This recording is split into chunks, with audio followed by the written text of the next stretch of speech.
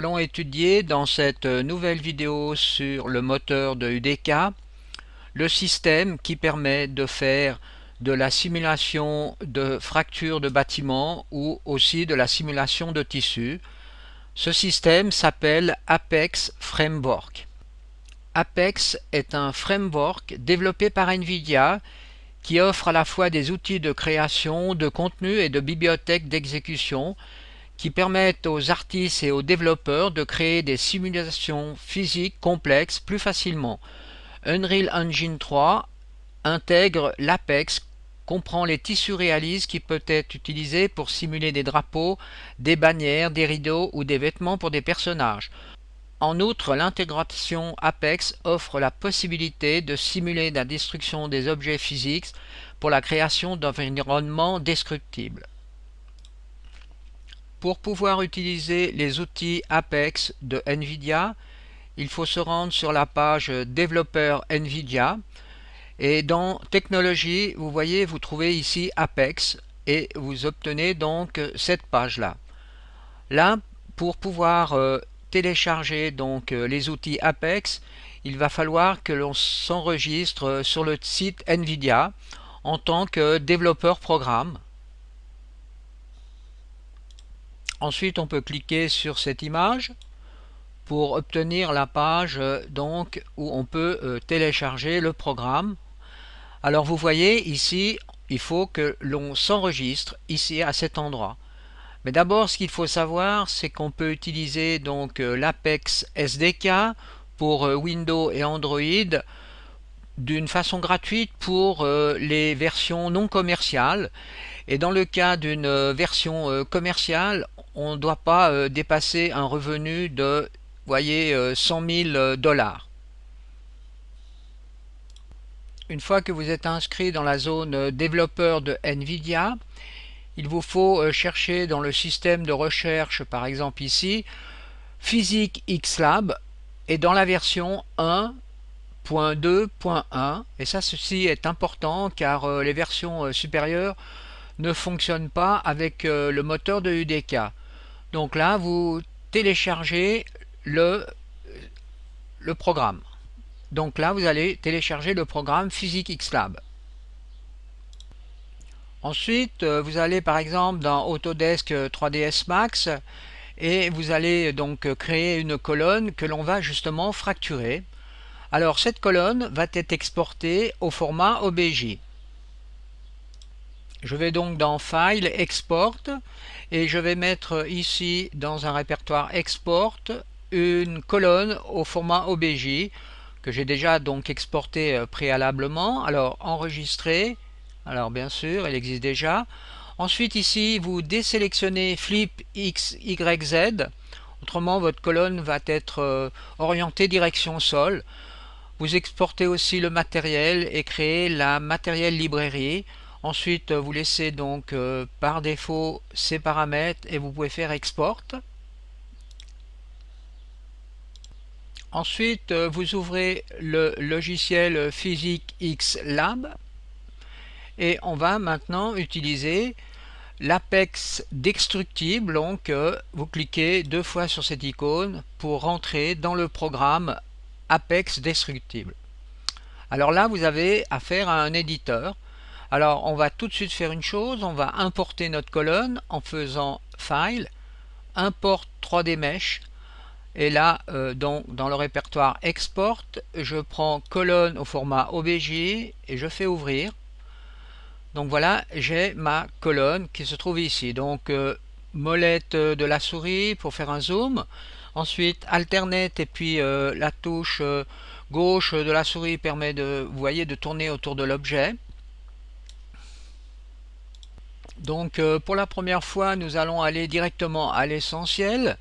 Alors première chose, vous voyez ici donc dans la partie graphique ici on retrouve donc la texture qui est utilisée sur la colonne et là ici vous avez la partie donc intérieure. Donc quand les morceaux vont être fracturés, à l'intérieur des morceaux nous aurons exactement la même texture que celle-ci. Je reviens dans le menu Tool et je vais commencer à fracturer En créant déjà un nombre aléatoire, je fais générer. Vous voyez ici, vous avez le nombre aléatoire qui va être utilisé. Et je fais déjà un premier essai de fracture en cliquant ici sur fracture. Maintenant, si j'utilise, vous voyez, cet outil, eh bien on voit comment a été fracturée la colonne. Alors là, elle est fracturée vraiment d'une façon très symétrique. Alors là, nous avons, vous voyez, deux zones de coupure, une zone ici et une zone là. Ceci est spécifié à cet endroit. Donc mettons directement 5, on fait fracture, et vous voyez, on a 5 parties qui sont fracturées. Alors, laissons 2 pour l'instant, fracture, et ensuite, on va donner un peu de variation dans la façon de fracturer. Commençons par donner, vous voyez, un degré ici d'inclinaison. Donc on va mettre par exemple 45 degrés et on fait fracture.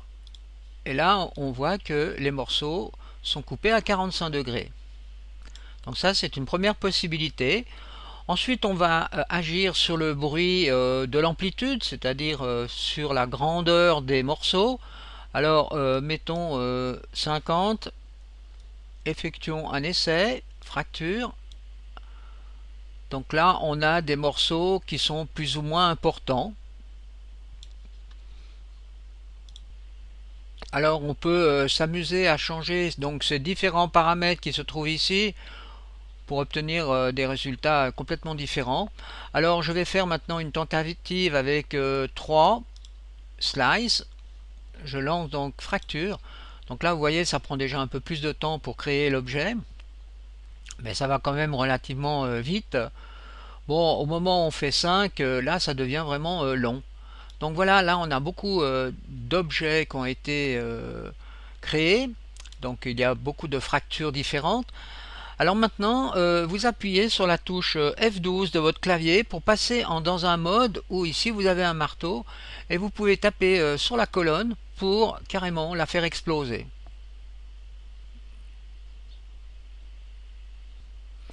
Alors si vous désirez restarter l'animation, vous appuyez à nouveau sur la touche F12.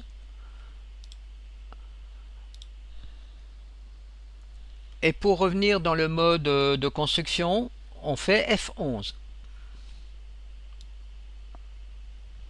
Alors maintenant, nous allons exporter cette colonne au format Apex. Alors on fait Export Asset.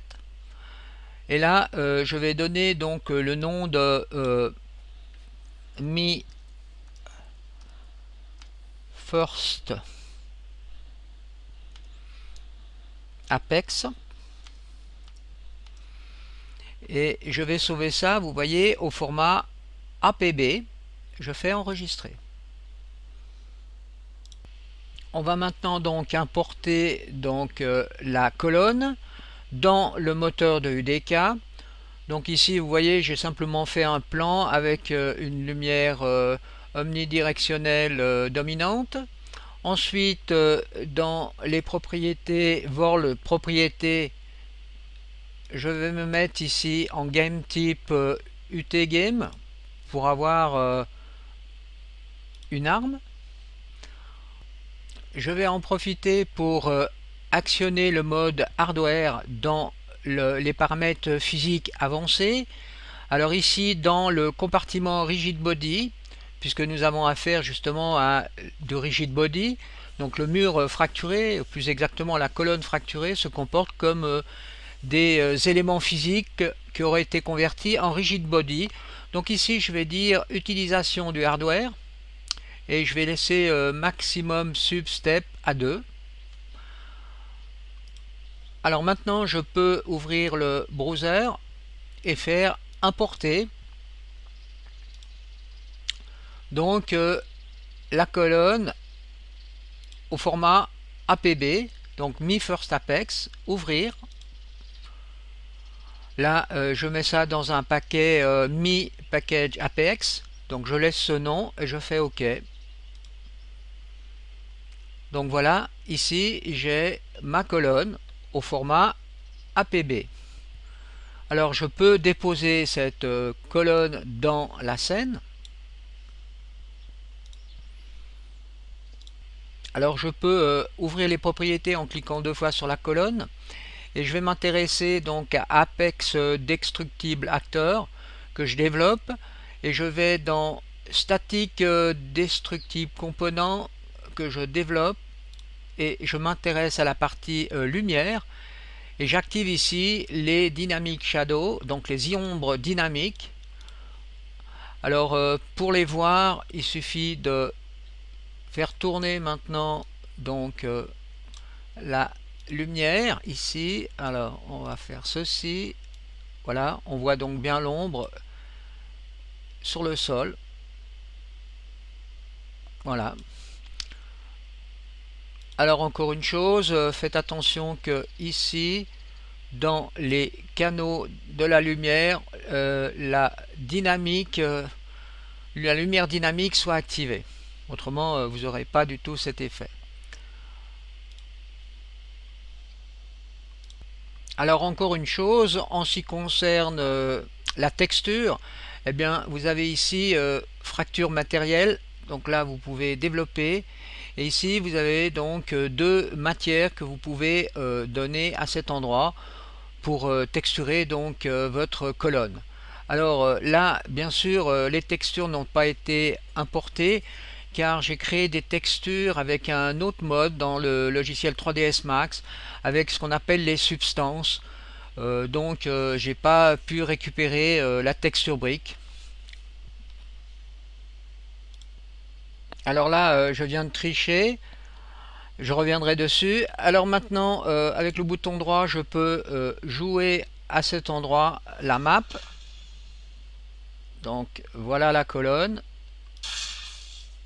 et le résultat final. Donc voilà une construction un peu aléatoire. Alors faisons un test.